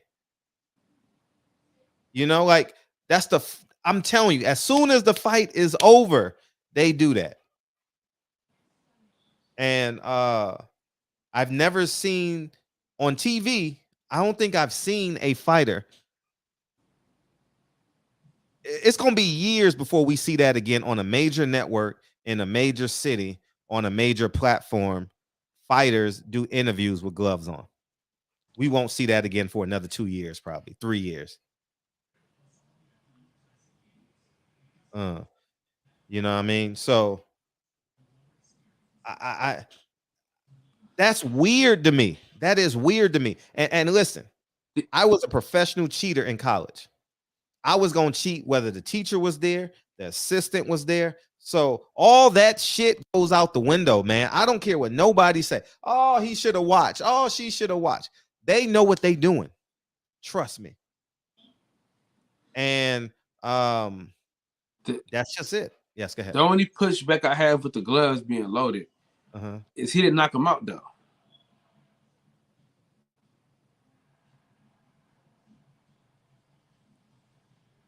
You get what I'm saying? Like he only knocked him down once. And neither was Cotto. He wasn't knocked out. But anyways, I'm gonna bring Max in because I know Max want to respond to that. Go ahead, Max. What's up, man? Yo, I just watched everything this morning, man. I was at an E40 Too Short concert this weekend, man. Hey, you know, bro. My fucking thighs, bro, from dropping doing the birds like a million squats, bro. I'm hurting, but I caught up on all the fights this morning when I woke up, and good fight. Great weekend, huh? Oh, great weekend of fighting. Great weekend of fighting all around. I mean, I'll start off with the least important shit, but I mean, Ryan Garcia looked pretty fucking good. That dude was probably made to look good for it, but he looked fast, man. That's the one thing his hand speed is there. As far as him standing upright and shit, he leaves himself open, but that's that. But that you know, I was talking shit about the Lubin Fundora, like as far as it being looked upon as this great fight. It was a great fight, but I still feel like it was a great fight between two B-level opponents. Like I don't see either one of them being on that elite status of like these other fighters we talk about, like the Charlos or, you know, Buds and Spence and shit like that. They're about one notch underneath. But I don't know, the glove thing though. I feel what you're saying on that shit, Fred. There was a fight, and I for the life of me I cannot recall, but it was toward the end of last year, or beginning of this year, where the fighter didn't take his gloves off either the whole time. I forgot what fighter it was or what fight it was. But I remember that being unusual to me too, because I'm like, who the fuck keeps their gloves on the whole, like all the way to the back, till they go all the way to the back? That just it is pretty fishy, unless maybe I mean I don't know. I don't know the reasoning behind why you would. Even just the awkwardness of it. If you're in an interview, you're trying to grab something. Oh yeah, hold on. Maybe in the moment you're not quite thinking about it. Maybe you're just so happy you won. But at some point, 10, 15 minutes after, you're gonna take the bitches off. That's their job, to take the gloves. To check it. That's, dude, I'm not tooting my own horn or nothing. I've been in hundreds of not part of teams, but you know, like not on HBO and Showtime, but like at these local shows and shit, right? Man, I mean, like the commission is right there. When you go to these small shows, I know we fall in love with TV and shit. Go to these small shows. They got the same responsibilities. And I'm literally right there, you know, right there. As soon as the fight is over, take it. They do what they do with it. And they go put their hand up, and they do what they do. And they respect the judges, and they walk off into the sunset. That made no sense to me. Lubin's face and him not taking his gloves off makes no sense to me. And the fact that there was no testing, I can question that. I questioned it all last week. Why was there no drug test? I questioned it every day last week. Every day. Right. My last point. There you go. But because it's not Tank Davis, Earl Spence, Deontay Wilder, even the Charlos, or whoever else it might be, someone else. So people aren't going to ask these questions. At least this question should be asked. Why was there no drug testing on a main platform, on a major network, on a major promotion? WBC, aren't they supposed to be notorious for doing the clean testing? Don't they say that the clean fighter program? So why? Someone got to pay them. Where the money? Listen, the amount of influence, the amount of market penetration that Showtime had last night because of the results of this fight is ridiculous. You understand what I'm saying? This is going to help pay-per-views. This fight, they're going to re-show this fight today at 9 p.m. or 10 p.m. and it comes again on Tuesday, if I'm not mistaken. right? Tuesday or something. And then, man, it's going to easily, they got 20, 30,000, maybe 40,000 pay-per-views from this fight for next weekend. I would say 20,000 just to be safe. For sure. People got back excited again. This is an exciting, if you don't care about, if you're just a fan, you're going to find a way to pay for Errol Spence fight next week. You know, people here are basically here to say I'm wrong or I'm right, and they're very interested into the whole scheme of boxing. But for the Showtime should have put up the $40,000 for the fight. You know, I mean, it's a drop in the bucket to the market penetration that they're going to get because of this. And I've been on this since last week. I had no dog in the race. You know, Erickson Lubin has done an interview on this show. Sampson has done an interview on this show. Coach Cunningham has been on the show. So I don't have like this bias towards like, I just said the shit needs to be fair. If there's no drug testing, we don't know. And if the guy says, I haven't been drug tested in the last 2 fights, and his promoter is sitting across from him, who is the house promoter of PBC, he knows he's not getting drug tested because the money's coming out of his pocket. That's all y'all, man. Nah, I mean, like I said last week, and actually, it's kind of funny, but the very first time I ever called on the phone into your show was about the drug testing. That was like 1.5 years, 2 years ago. So, and like I said, I don't see how just as a organization that it's not mandatory. Like, especially in combat sports, like by law, by federal law, it should be mandatory. If the feds are gonna get involved in fucking baseball, then how are you not getting involved where 2 dudes are beating the shit out of each other, and you like how you gonna want to clean that up? Like, that should be the first place you look. Any physical sport like that, it should be a federal law. My only pushback, right? I know we keep saying no drug testing, no drug testing, no drug testing, but why didn't Erickson Lubin push for it? He was the A side. Why didn't he push for the drug testing? People, this is the thing. This is the might be on some shit himself. Listen, or people, they get too cocky or too prideful, or what else word can you use? Like Keith Thurman. You know what I'm saying? Where they just think that, yeah, well, it's like, nigga, I got this. Confident. He's like, he's overly confident in his skills. Like, oh, nigga, I don't give a fuck what he do. He can stick 10 needles in his ass. I'm still gonna knock him the fuck out. So that could have been a thing too. You know, you get what I'm saying? So I just want to know, why didn't he push for the drug test, right? Because how could we put our capes on and say, hey, there should have been drug testing if the guy that got in the ring with this motherfucker was like, hey, man, I'm finna beat his ass. I don't give a fuck what we doing. And I have a problem more. I don't have a problem with Sebastian Fundora not being drug tested for the simple fact that the WBC is supposed to do it.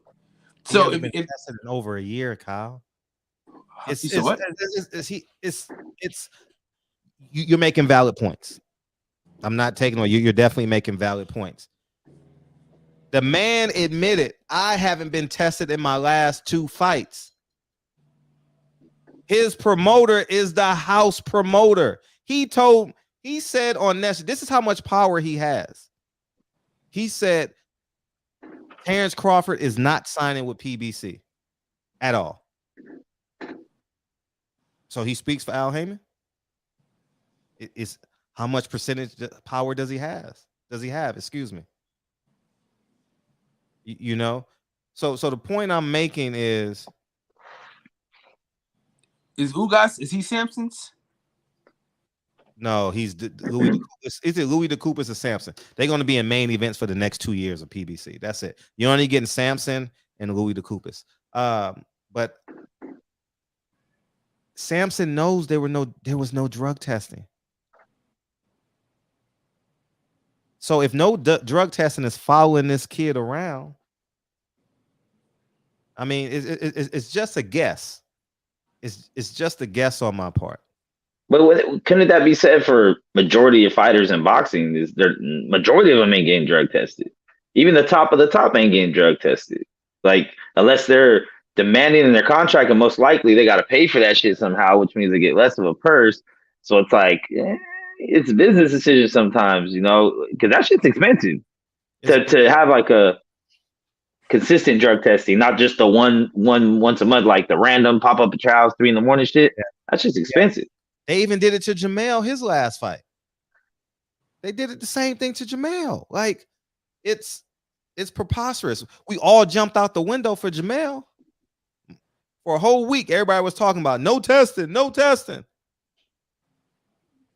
because he's somebody's favorite fighter that has a platform. Lubin is not my favorite fighter.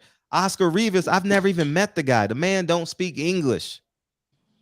I went all the way to Arlington, Texas to interview Eddie Hearn about that shit. Don't even know the man.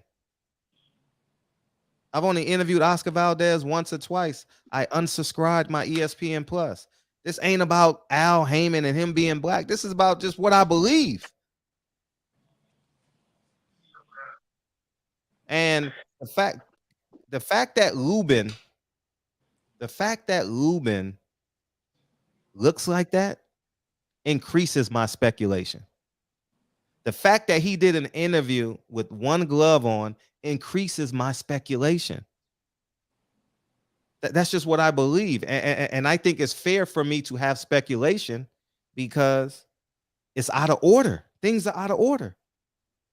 If you come home at 9:30 and you come home and you used to come home at 7:30, your girl gonna look at you like, fuck you been at? Yeah, your food's cold. You know? I mean, they were probably both on this shit. I mean, if you're Lubin and you go into it knowing there's no drug testing, and you see this motherfucker's damn near 7 foot tall. I mean, because you don't know. But here's the catch, though: if you're not on the promoter side, you don't know if there's going to be drug testing. Well, when you sign the contract, you know. No, but we don't know if they're going to implement it because I'm not choosing sides. I'm just letting you know what I'm saying. Fundora is on the promoter side of the fight. Lubin is not on the promoter side of the fight. So the promoter knows if it's going to be drug testing or not. The other fighters going through camp like, I don't know if they're doing drug testing. I don't know. So it leaves the person in the limbo who is the opponent. Lubin was the favorite last night, but he was still the opponent. So you're saying like because whoever's on the promotion side has a heads up to start their cycle or know that they can because they know in the end there won't be testing, where the challenger has to wait until he gets the contract and then be like, okay, there is or isn't, and then he can proceed. It's like last year. Remember last September when they were promoting, when they were negotiating Plant and Canelo, and everybody said negotiations off. Do you remember what I said that night? Do y'all remember? I said the negotiations ain't off. He got to get off his cycle so he can get tested. 2 weeks later, 3 weeks later, the deal is done.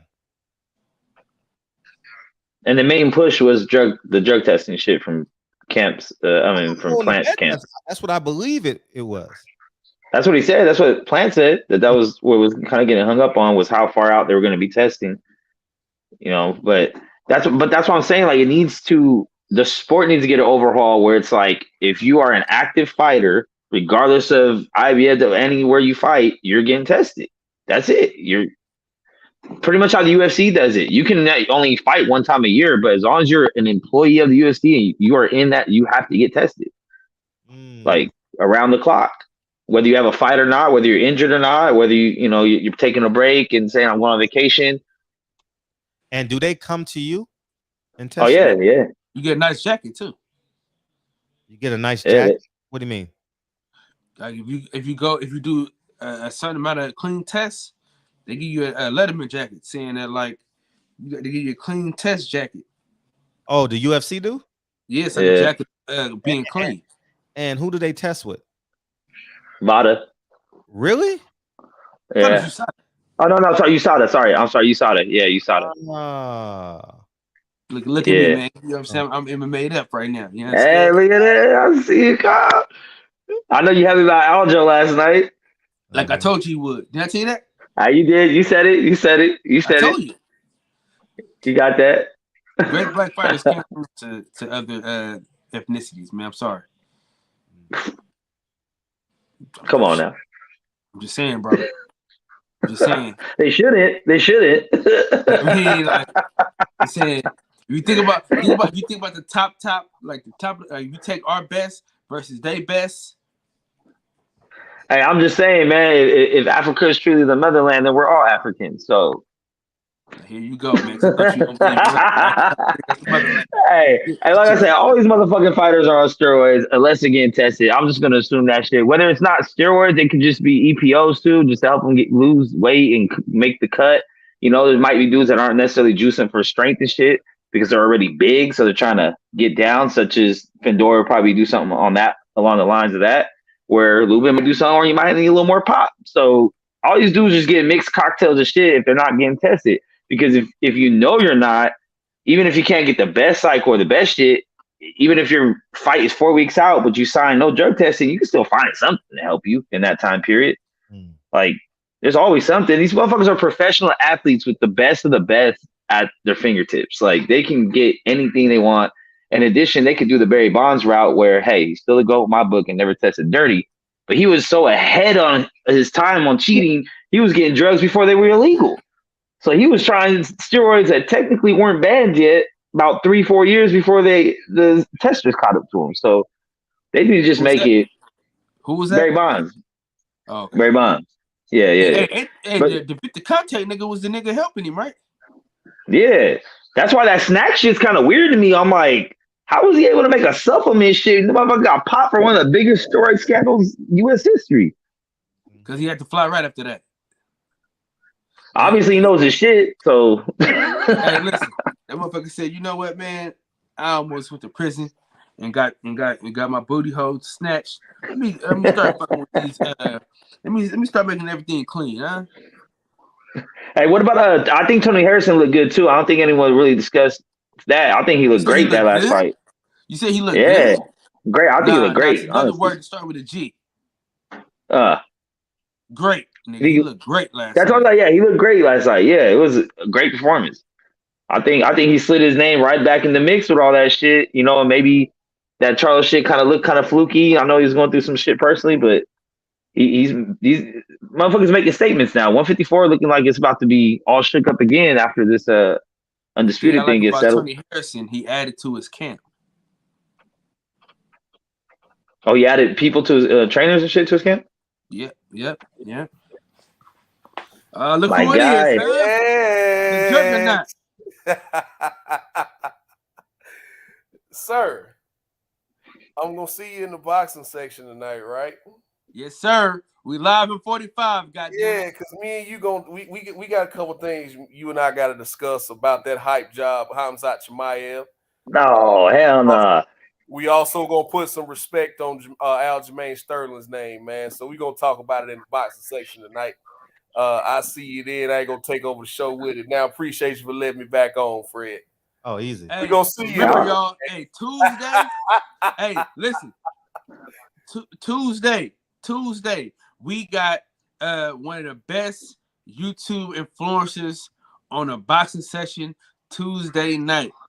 All right, look out for the creator of Checks and Balances, 9 Wives, and yours truly, the boxing section, aka the barbershop conversations. We got Big Fred, S. Hawthorne in the motherfucking house on Tuesday. You know what I mean? Y'all want to come cuss him out? Feel free to stop by the boxing section. You understand? If you want to cuss him out or debate with him about the Nation of Islam, feel free to come to the boxing section. He will be there to answer all questions. Y'all know Fred don't duck no smoke. He's gonna have his orange juice. He's gonna have his pistachios ready to go. All right. So if y'all want that work, he gonna give it to you, man. Tuesday night on the boxing section, we got the greatest influencer in his boxing YouTube, the most controversial You know what I'm saying? The most business savvy influencer on YouTube.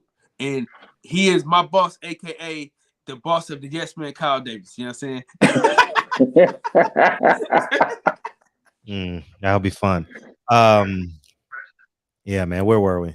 Appreciate that. I think I need to save that I give out the introduction. best intros, man. I think You got that wrestling in you. Still got that wrestling in you. So yeah, Oh, man, you know it. we're going over to the boxing section. But Oh, speaking of, there you go, Kyle. There you go, Kyle. Hey. You feel me? Yes, sir. Hey, Fred wrestler of all time. Huh? Favorite wrestler of all time. I was a Hart Brothers guy. I was a Hart brother. Okay. I ain't mad at you. Who you got, Max? Oh, my GOAT, Ultimate Warrior. Only Chinese duck sauce, man. And then Stone Cold. Stone Cold right there, but Ultimate Warrior from Stone a kid. Cold and the Rocker, like. I used to love the Hart Brothers. Jim Anvil and Jim Neidhart. I used to love them guys. I thought you were going to say Junkyard Dog for sure. I thought that was coming. and NWO, I like the Four Horsemen, NWA. It was called, what was it called when I was a kid? Not NWO. It was called NWA. Yeah, you got it. You had it right. NWA. Yeah, for NWA. sure. 10 Talk. Yeah. DM me. Let's get that done. 10 Talk. Let's get it done. I thank you for offering your platform. Let's get it done. The trailer. I'm gonna slide out. Let someone else get up in here. I'll focus y'all, and I'll talk to y'all soon. I'll be in the boxing section. Tonight, you gotta get that work, man. I'm there. I'm about to do some push-ups right now just to make sure my shit going. You feel me? Like, man, hey, after those concerts last night, man, I'm back, bro. I feel like I'm in 07 again, man. I'm out here. So, hey, I'm ready tonight. I'm putting this in my bag. I'll be in Dallas this weekend, Kev. I'm putting this in my travel bag. This gonna be the first thing I put in my travel bag. I'll be in Dallas. We gotta link up. You can have this damn thing. So I can get this off my head. You going to Dallas when you leaving Friday? I'm probably gonna try to do a red-eye flight. Get there early morning. Early Saturday? Yeah. That's dope, man. That's dope, man. Let's go Earl. It's Earl week this week, man. But this conversation ain't gonna die. It's gonna die sooner than others because Lubin is not the most popular fighter. Oscar Rivas wasn't the most popular fighter. That whatever that guy's name that I went to bat for, I've never even met the guy. I've never met Oscar Rivas and that opponent that fought on ESPN. What's his name? Don't even know his name. Against Oscar Valdez. Oh, you talking about when they did that? Oh, you talking about the Ice-T thing. What's my name, man? Start with an R. Yeah, whatever his name is. Yeah. And another thing too. Can someone send me that clip after the fight? Because I don't have Showtime. So I told you I haven't had Showtime since Paulie Malignaggi. So can someone not screenshot it? Can you record it and send it to my DM? I want to see that whole exchange after the fight. I genuinely want to see it because I watched it to see, but I want to see that whole exchange after the fight. As it pertains to them taking his glove off, because it should be in the background of them moving and shaking and all that good stuff because they don't have commercials. Robinson Concepcion. Yeah, I don't even know the guy. And I yelled at Bob for that. No, I wouldn't say yell, but I asked, never met Oscar Rivas. Well, he had the meat and the tacos. The tacos came back positive. Yeah. He had the tea. He had some different spices we didn't know about, but it's the levels in Mexico. It's about money. Oh, man. So go somewhere else, Boxing Mac. You got hundreds of channels, man. What'd he say? Oh, no. He said he won't see me the same. I'm saying, hey, you're more than welcome to click another. As you know what's a great channel to go visit? Champside. Champside is a great channel to go visit. Try them. And if you don't, and once you like them, go to Blue Blood Sports TV. You'll like them too.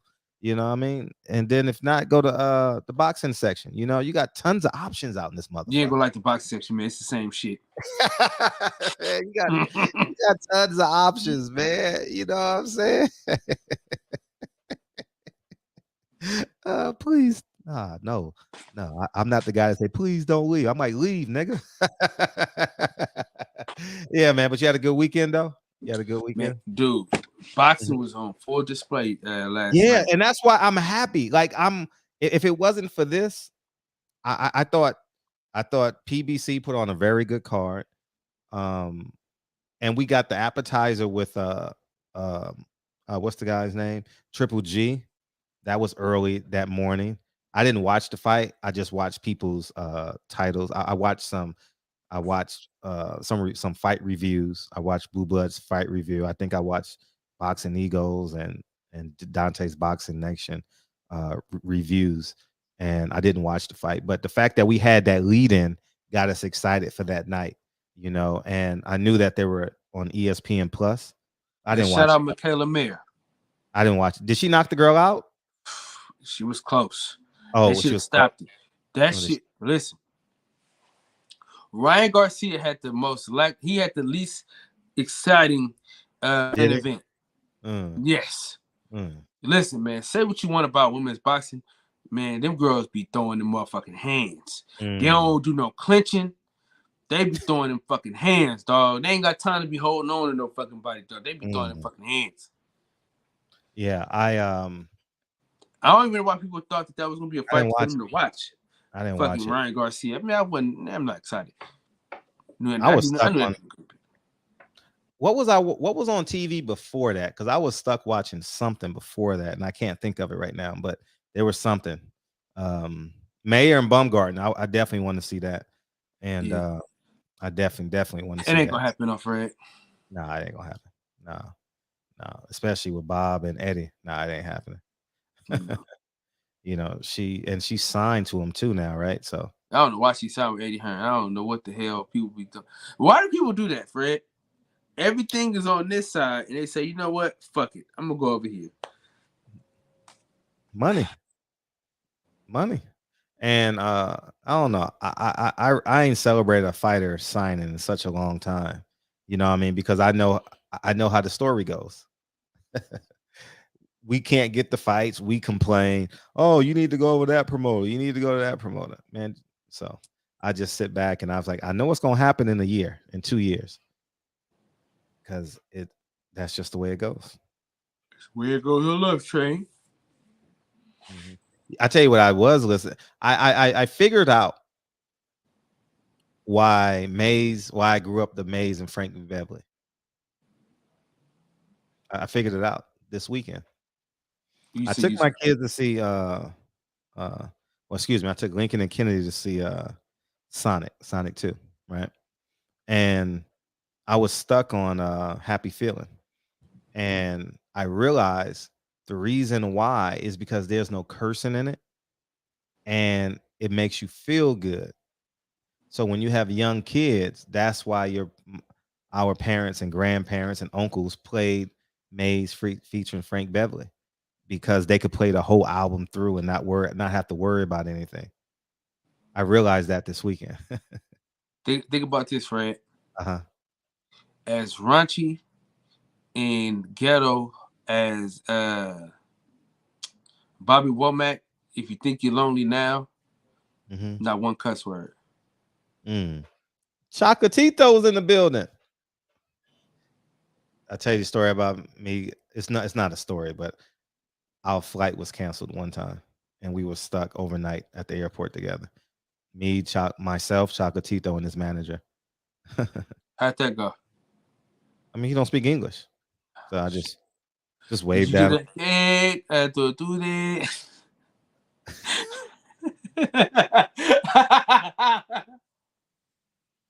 Oh man, I have no aspirations of getting on an airplane, dog. None. Zero. No desire. Shit, I'm getting on one this weekend. Yeah, safe travels, man. I definitely root for y'all to have safe travels. I gotta call all the dogs, man. I need. Yeah, y'all have a great time. Please have a great time.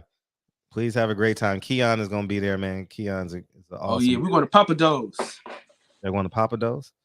Oh yeah, okay. He said it's a nice restaurant that everybody goes to. He said it's kind of expensive. It's like it's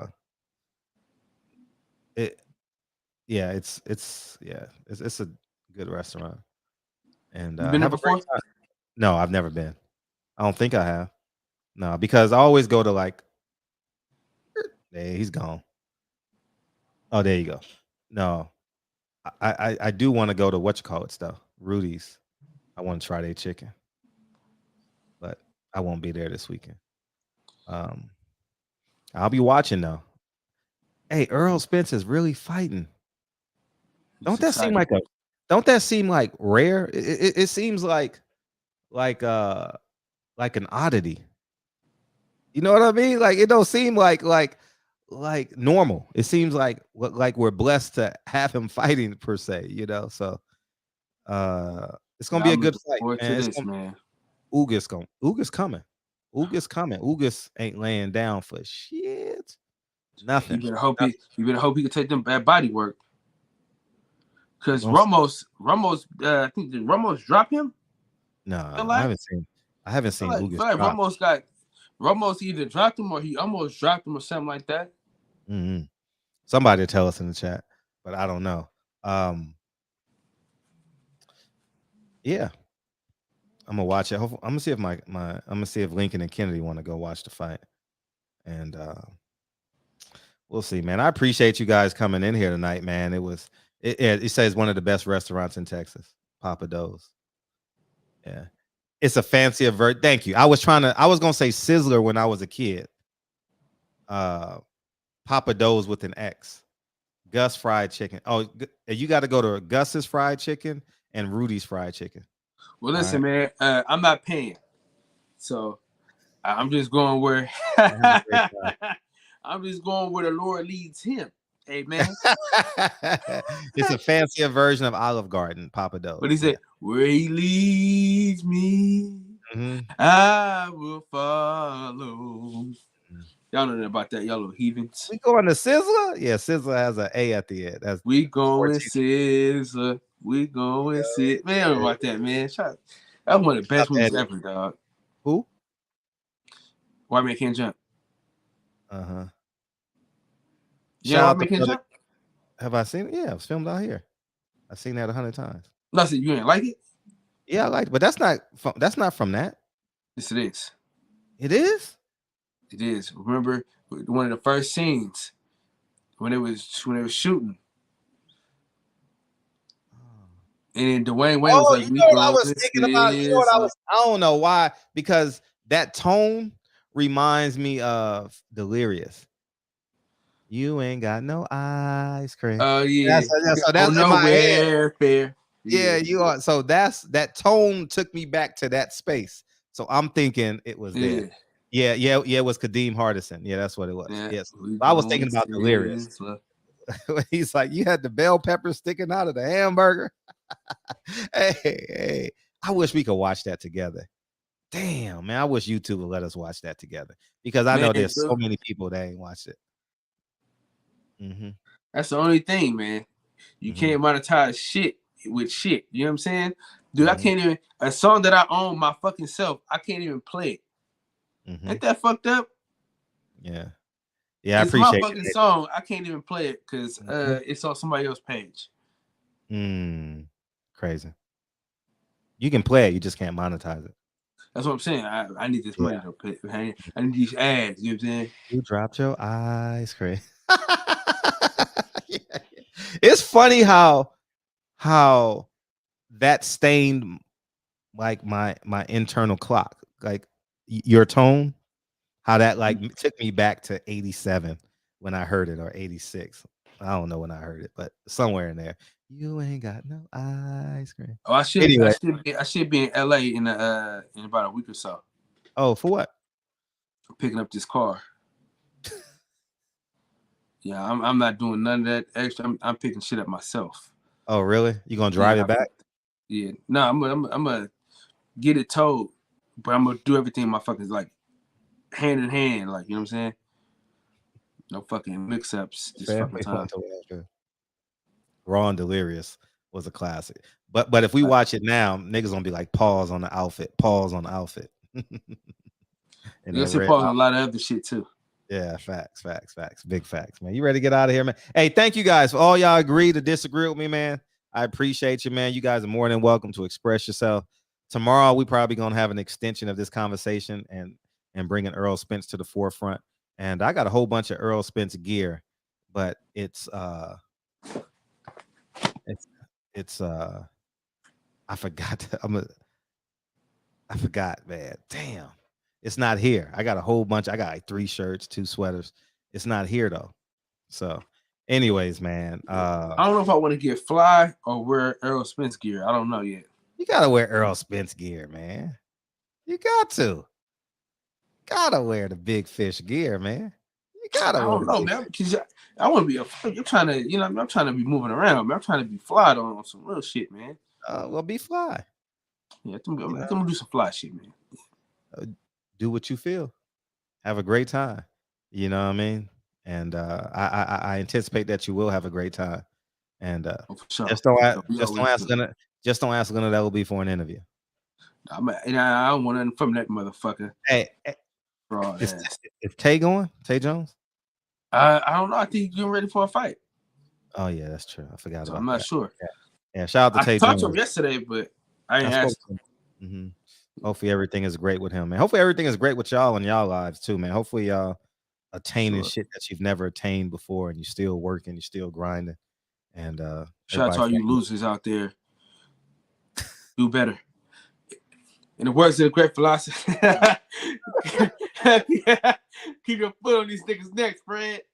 In the words of the great philosopher, DB Fredro. Play the song, Fred. I said to you losers, man. That's funny. You slackers. Slackers. You slackers, man. I appreciate you, Yoba Bird, man. Keep it factual, man. Hey, how to get fired on your day off. Travis Birdman, Brother Cole, keep it factual. Cameron, what's up? Nathan, TTT Podcast, what's up, man? Yeah, man, if you have a platform, holla at me, man. I got to promote this film. So holla at me, man. Email me, DM me, call me, save this number, text me, and let's get it in, man, because I got to promote this film.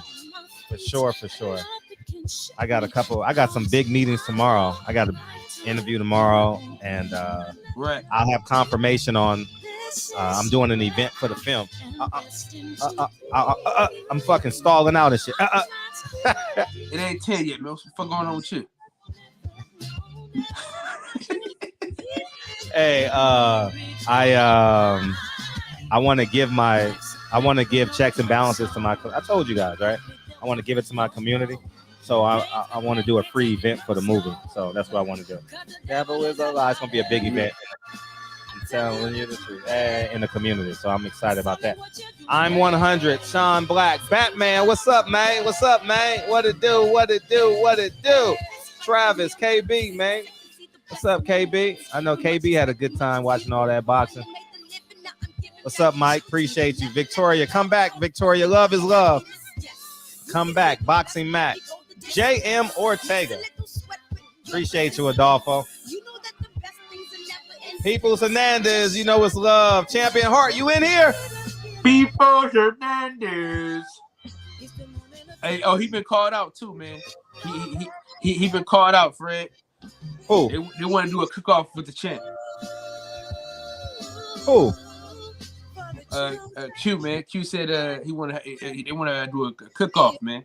Q said that? Yeah. Okay. All right, I'm with it. They got to cook this. How we going to taste it, though? Go by looks. We'll go by the. I'll win that shit if we go by looks. Shit. Pour that shit on. Rahman, appreciate you, man. Ramen. Abdur, appreciate you. Rodney Warrigal, thank you guys for coming in here tonight. Thank you guys. I appreciate you, man. Our show should be a little bit more live because we got more boxing, so people gonna be more engaged. You know, every week it's gonna pick up, and it's Earl Spence week too, man. So that's cool. Yeah, man. It is exciting, dog, when one of your favorite fighters are fighting, dog. It is.